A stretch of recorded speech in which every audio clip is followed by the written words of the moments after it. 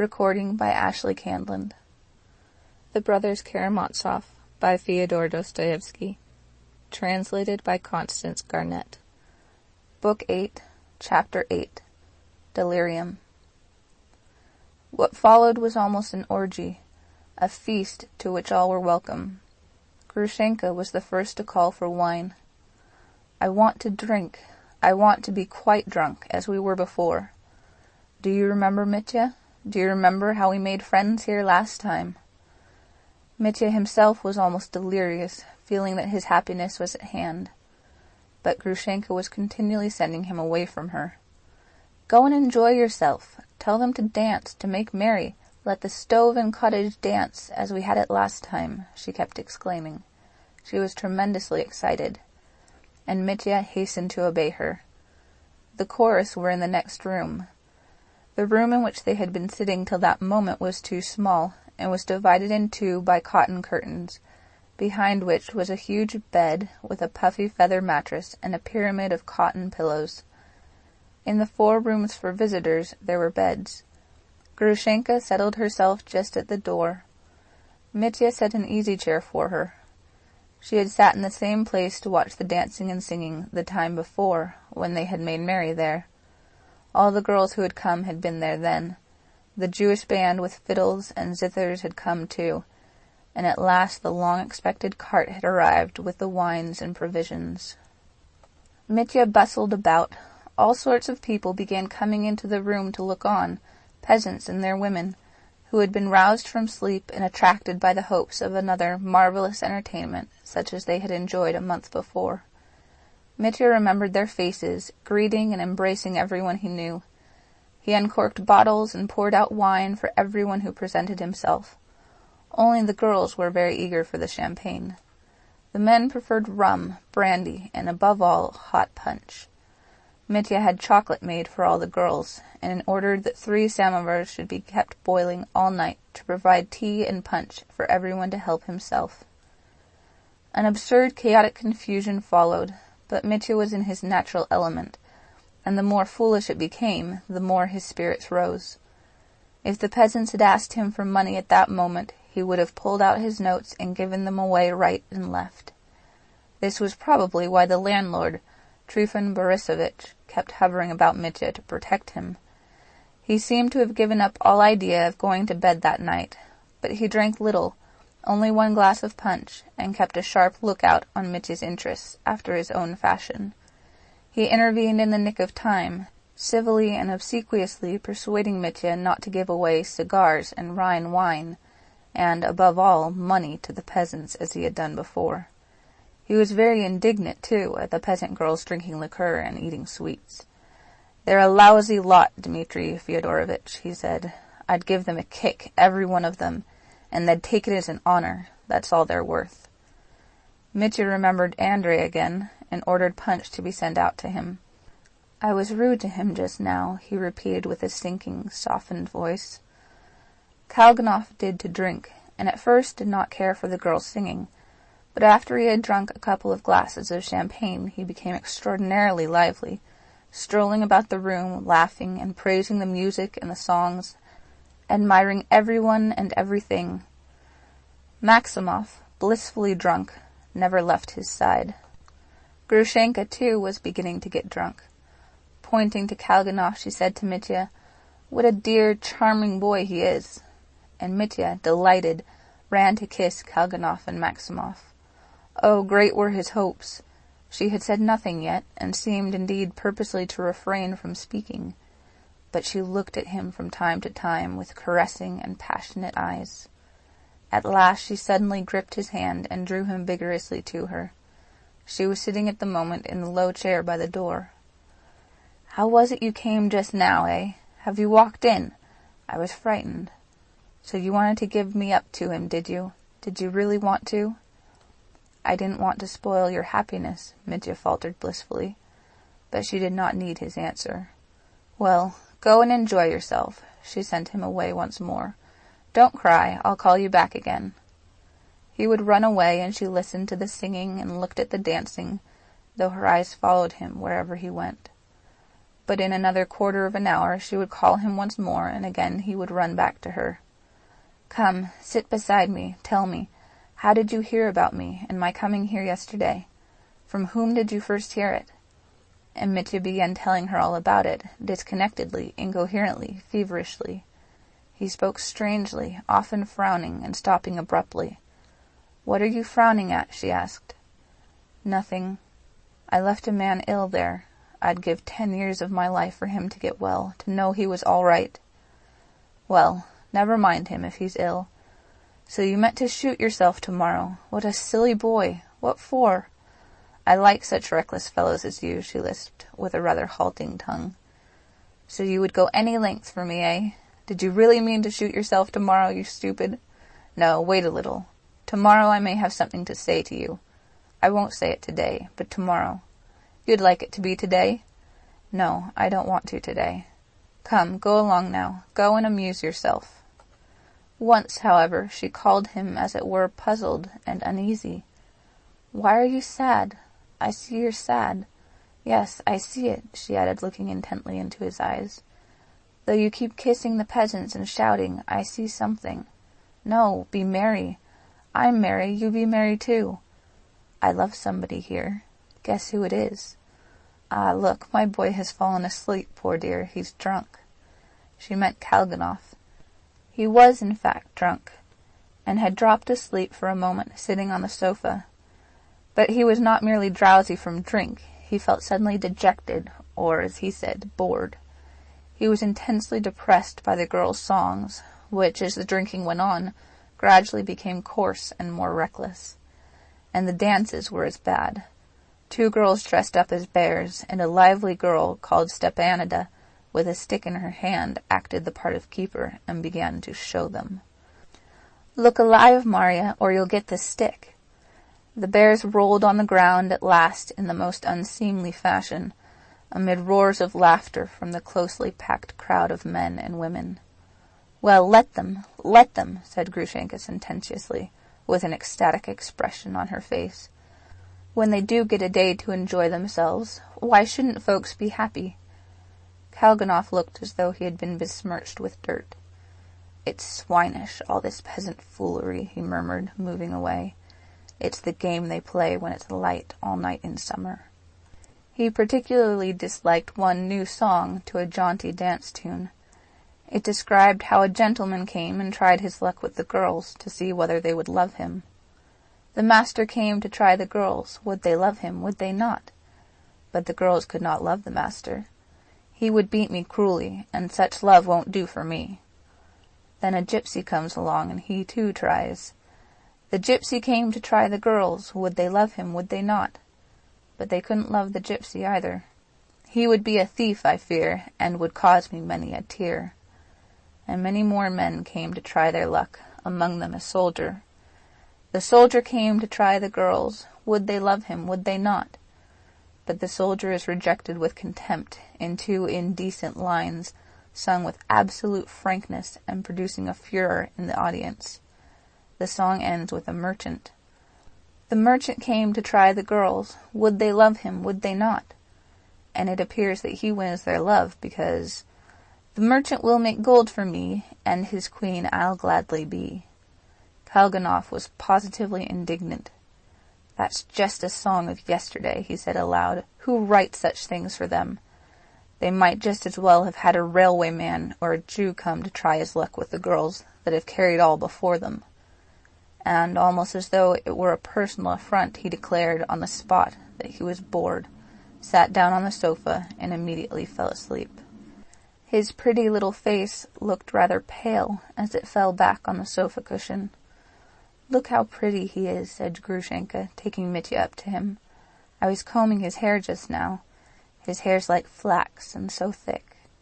And bending over him tenderly, she kissed his forehead.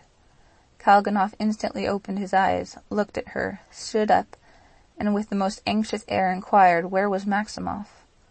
"So that's who it is you want," Grushenka laughed. "Stay with me a minute. Mitya, run and find his Maximov." Maximov, it appeared, could not tear himself away from the girls, only running away from time to pour himself out a glass of liqueur.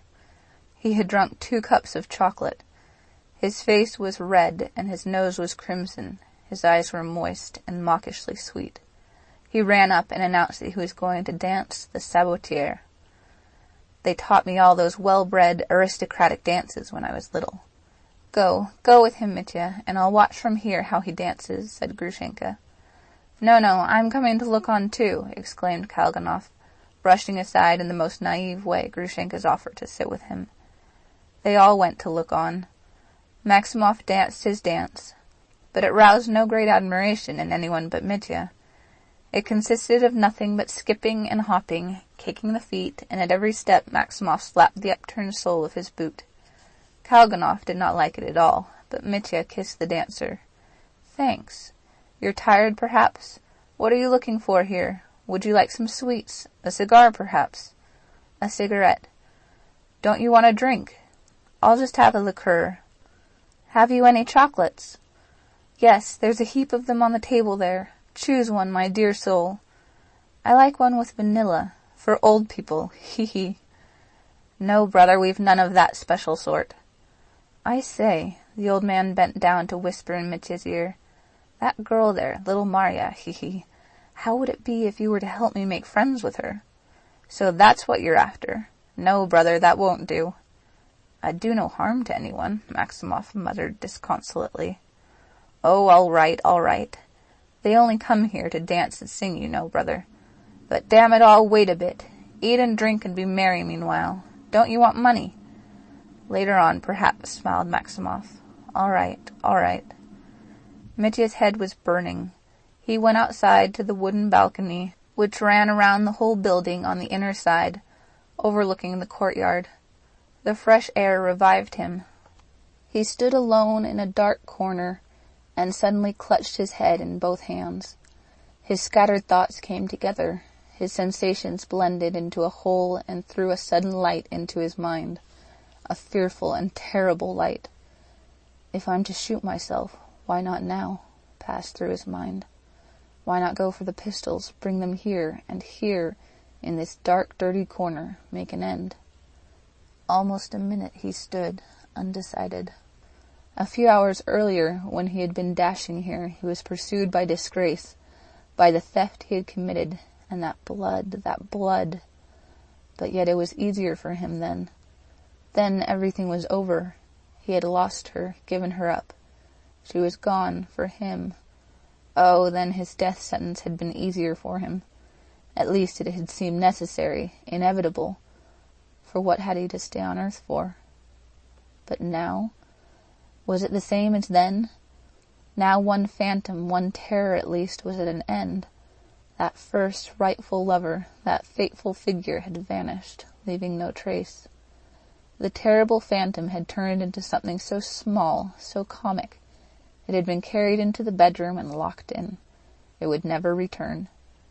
She was ashamed, and from her eyes he could see now whom she loved. Now he had everything to make life happy. But he could not go on living, he could not. Oh, damnation! Oh, God, restore to life the man I knocked down at the fence. Let this fearful cup pass from me. Lord, thou hast wrought miracles for such sinners as me. But what if the old man's alive? Oh, then the shame of the other disgrace I would wipe away. I would restore the stolen money. I'd give it back. I'd get it somehow. No trace of that shame will remain except in my heart forever. But no. Oh, impossible, cowardly dreams. Oh, damnation!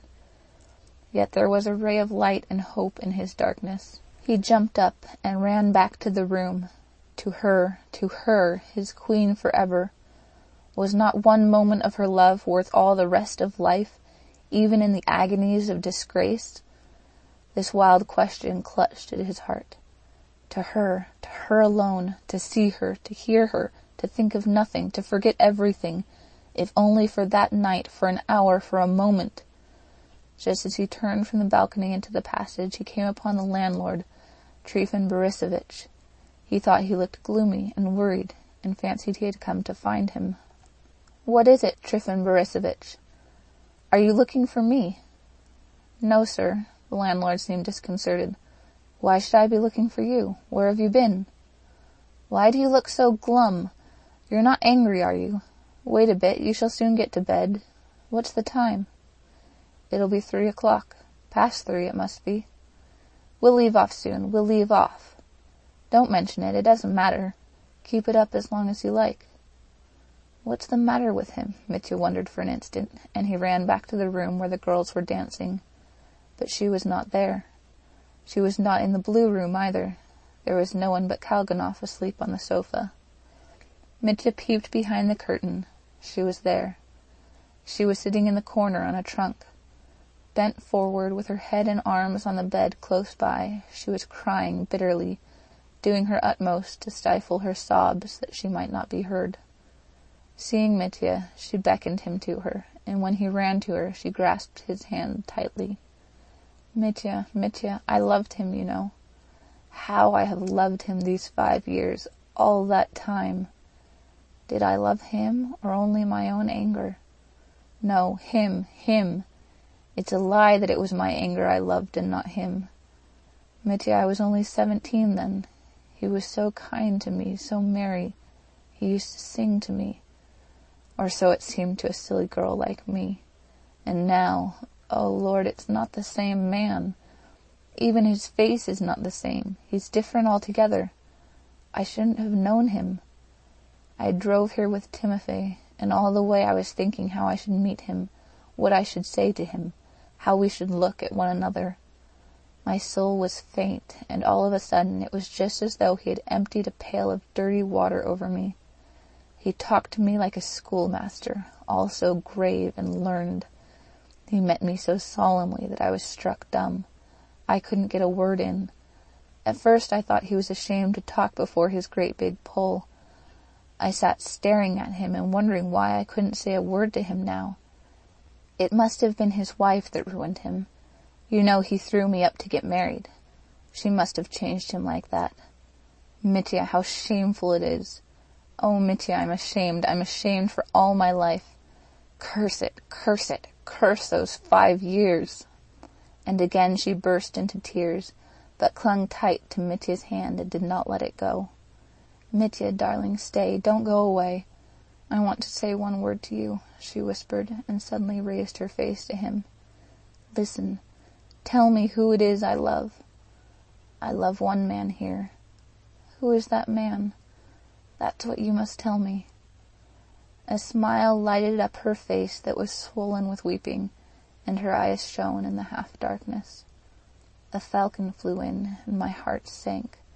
Fool, that's the man you love. That was what my heart whispered to me at once. You came in, and all grew bright.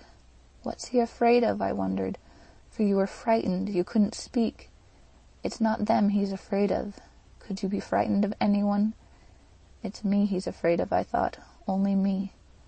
So Fenya told you, you little stupid, how I called to Alyosha out of the window that I'd loved Mityenka for 1 hour, and that I was going now to love another.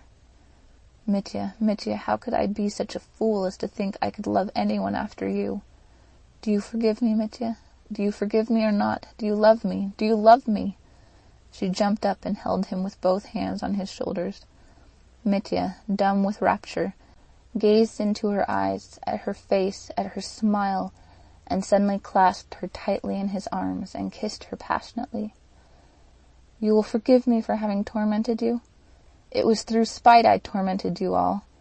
It was for spite I drove the old man out of his mind. Do you remember how you drank at my house one day and broke the wine-glass? I remember that, and I broke a glass today and drank to my vile heart.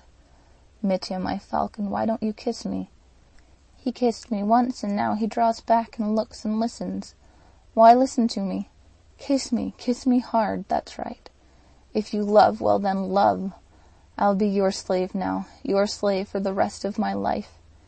It's sweet to be a slave. Kiss me, beat me, ill-treat me, do what you will with me. And I do deserve to suffer. Stay, wait, afterwards I won't have that. She suddenly thrust him away. Go along, Mitya, I'll come and have some wine. I want to be drunk. I'm going to get drunk and dance. I must. She tore herself away from him and disappeared behind the curtain. Mitya followed like a drunken man. Yes, come what may. Whatever may happen now, for 1 minute I'd give the whole world, he thought. Grushenka did, in fact, toss off a whole glass of champagne at one gulp, and became at once very tipsy. She sat down in the same chair as before, with a blissful smile on her face. Her cheeks were glowing, her lips were burning, her flashing eyes were moist. There was passionate appeal in her eyes. Even Kalganov felt a stir at the heart and went up to her. "Did you feel how I kissed you when you were asleep just now?" she said thickly. "I'm drunk now, that's what it is." "And aren't you drunk? And why isn't Mitya drinking? Why don't you drink, Mitya? I'm drunk, and you don't drink. I am drunk. I'm drunk as it is, drunk with you. And now I'll be drunk with wine, too." He drank off another glass, and he thought it strange himself. That glass made him completely drunk. He was suddenly drunk, although till that moment he had been quite sober. He remembered that. From that moment everything whirled about him as though he were delirious. He walked, laughed, talked to everybody, without knowing what he was doing.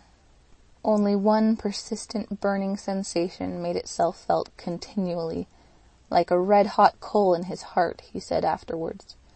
He went up to her, sat beside her, gazed at her, listened to her. She became very talkative, kept calling everyone to her, and beckoned to different girls out of the chorus. When the girl came up, she either kissed her or made the sign of the cross over her. In another minute she might have cried. She was greatly amused by the little old man, as she called Maximov. He ran up every minute to kiss her hands, each little finger, and finally he danced another dance to an old song, which he sang himself. He danced with special vigor to the refrain. The little pig says "Umph, umph, umph." The little calf says "Moo, moo, moo." The little duck says "Quack, quack, quack." The little goose says "Gaw, gaw, gaw." The hen goes strutting through the porch. "True-roo-roo-roo-roo," she'll say. "True-roo-roo-roo-roo," she'll say. "Give him something, Mitya," said Grushenka. "Give him a present. He's poor, you know." "Ah, the poor, the insulted. Do you know, Mitya, I shall go into a nunnery. No, I really shall one day. Alyosha said something to me today that I shall remember all my life. Yes. But today let us dance. Tomorrow to the nunnery, but today we'll dance. I want to play today, good people, and what of it? God will forgive us. If I were God, I'd forgive everyone. My dear sinners, from this day forth I forgive you. I'm going to beg forgiveness. Forgive me, good people, a silly wench. I'm a beast.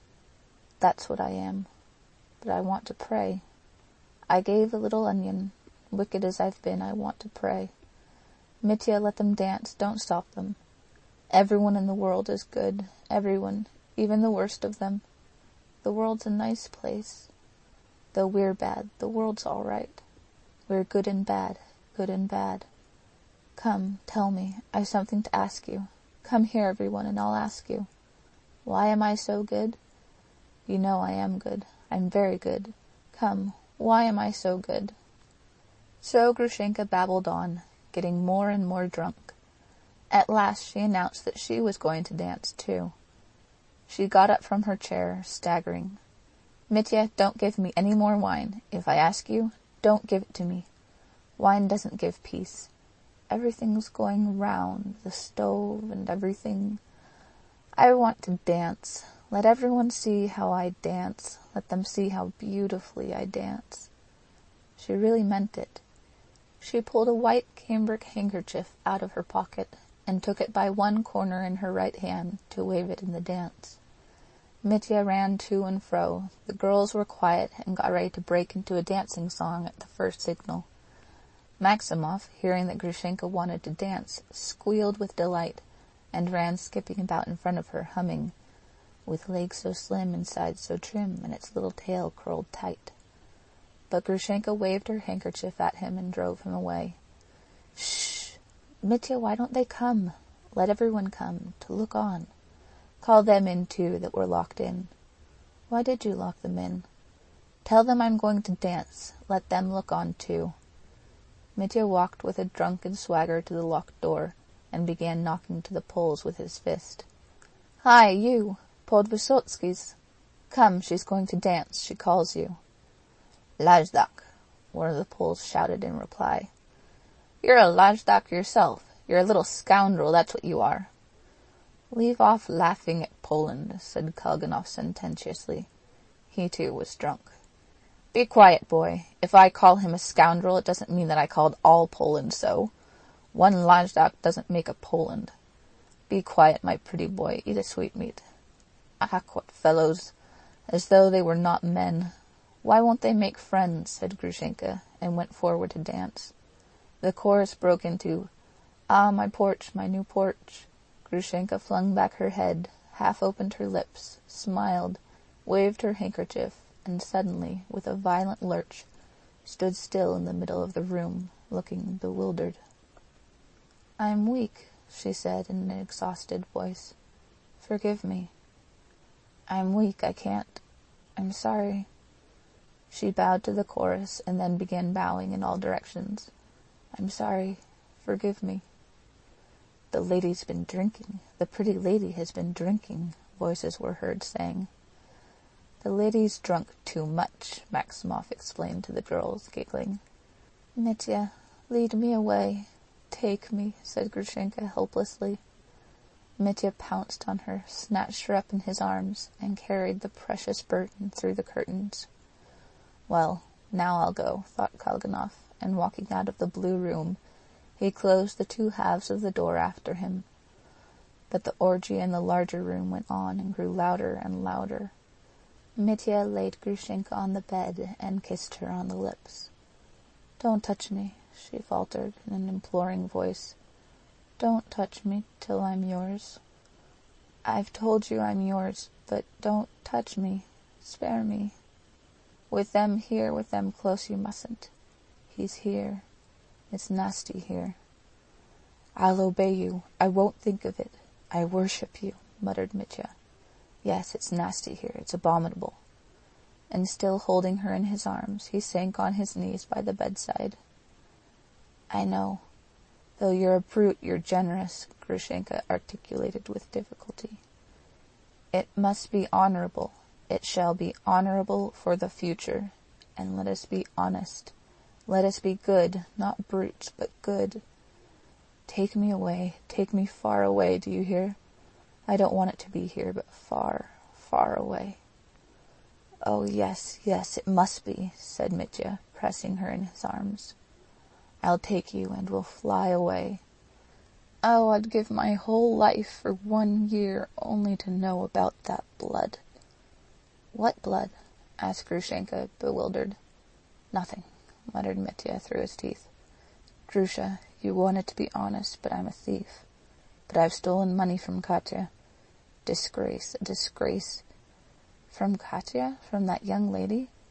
"No, you didn't steal it. Give it back to her. Take it from me. Why make a fuss? Now everything of mine is yours. What does money matter? We shall waste it anyway. Folks like us are bound to waste money.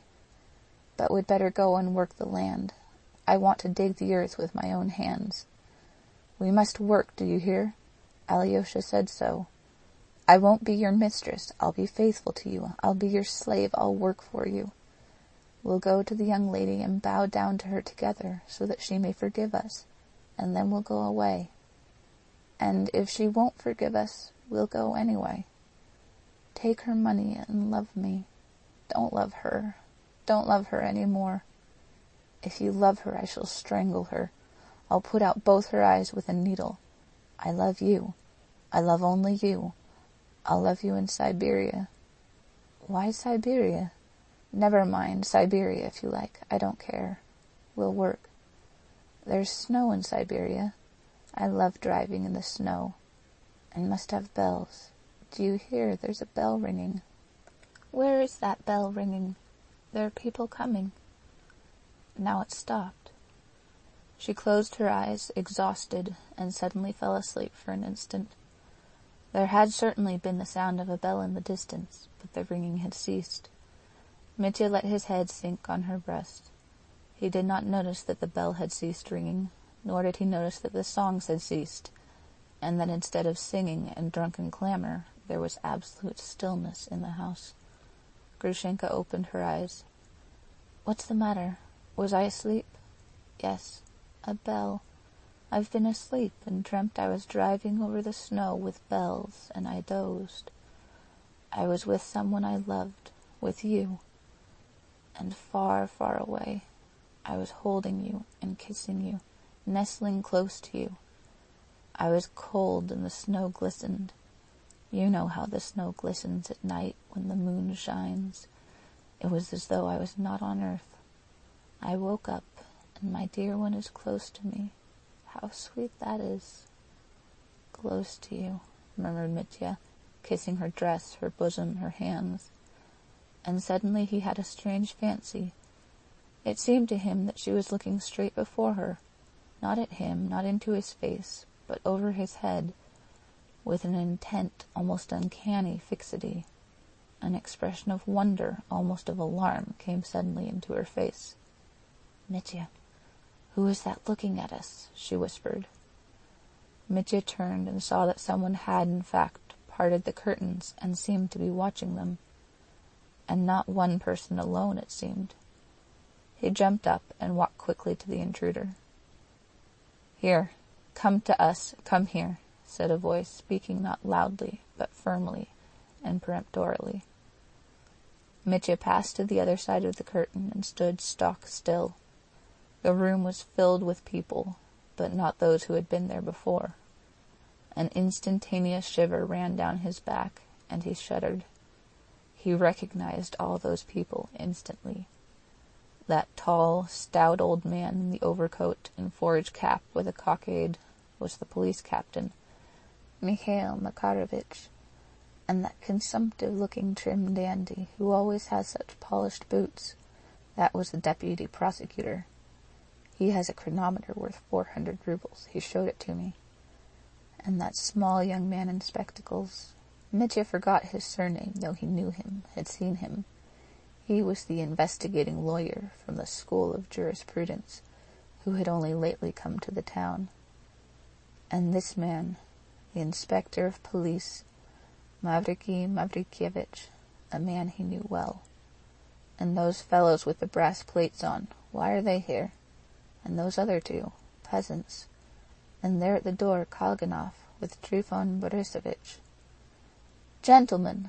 What's this for, gentlemen?" began Mitya. But suddenly, as though beside himself, not knowing what he was doing, he cried aloud at the top of his voice, "I understand." The young man in spectacles moved forward suddenly, and stepping up to Mitya, began with dignity, though hurriedly, "We have to make, in brief, I beg you to come this way to the sofa. It is absolutely imperative that you should give an explanation." "The old man!" cried Mitya frantically. "The old man and his blood! I understand." And he sank, almost fell, on a chair close by, as though he had been mown down by a scythe. "You understand?" "He understands it. Monster and parricide! Your father's blood cries out against you," the old captain of police roared suddenly, stepping up to Mitya. He was beside himself, crimson in the face and quivering all over. "This is impossible," cried the small young man. "Mikhail Makarovich, this won't do. I beg you'll allow me to speak. I should never have expected such behavior from you." "This is delirium, gentlemen, raving delirium," cried the captain of police. "Look at him. Drunk at this time of night in the company of a disreputable woman, with the blood of his father on his hands. It's delirium." "I beg you most earnestly, dear Mikhail Makarovich, to restrain your feelings," the prosecutor said in a rapid whisper to the old police captain, "or I shall be forced to resort to—" But the little lawyer did not allow him to finish. He turned to Mitya and delivered himself in a loud, firm, dignified voice. "Ex-Lieutenant Karamazov, it is my duty to inform you that you are charged with the murder of your father, Fyodor Pavlovich Karamazov, perpetrated this night." He said something more, and the prosecutor, too, put in something. But though Mitya heard them, he did not understand them. He stared at them all with wild eyes. End of Book 8. Recording by Ashley Candland.